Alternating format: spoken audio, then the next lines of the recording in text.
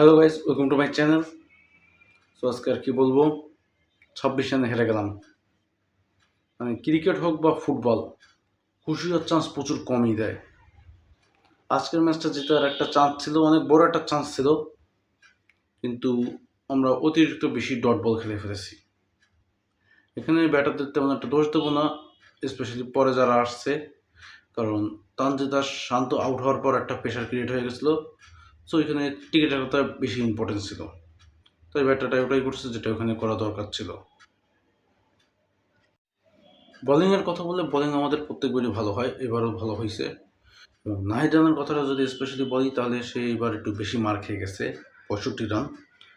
তার থেকে আশাটা সবারই অনেক বেশি ছিল, এবং নিউজিল্যান্ড তাকে ভালো করে স্টাডি করছে, এবং সেই জন্যই হয়তো সে আজকে তেমন একটা ভালো সাকসেস হতে পারেনি।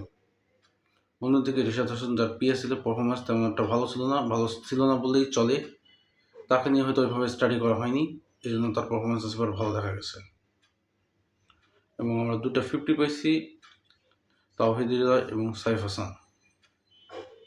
এটাই ছিল ম্যাচের পাওয়া।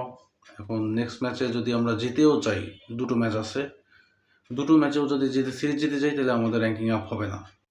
আমরা যদি নিউজিল্যান্ডকে হারাতে পারতাম, তাহলে আমরা ডাইরেক্ট এই 9 পজিশনে বর্তমানে আছি র্যাঙ্কিংয়ে, সেখান থেকে ডাইরেক্ট 6-এ চলে যেতাম। কিন্তু এখন তো প্রথম ম্যাচে হেরে গেছি, তো এখন 8-এও যাওয়া হচ্ছে না। সো আর বেশি কিছু বলার নাই, বলার কিছু বাকিও রাখি নাই। সো আজকের ভিডিওটা এই পর্যন্ত। আশা করি ভিডিওটা ভালো লাগছে, ভালো লাগার অবশ্য কিছু নাই, তারপরেও ভিডিওতে একটা লাইক করে দিন, চ্যানেলটাকে সাবস্ক্রাইব করে দিন। Thank you so much for watching.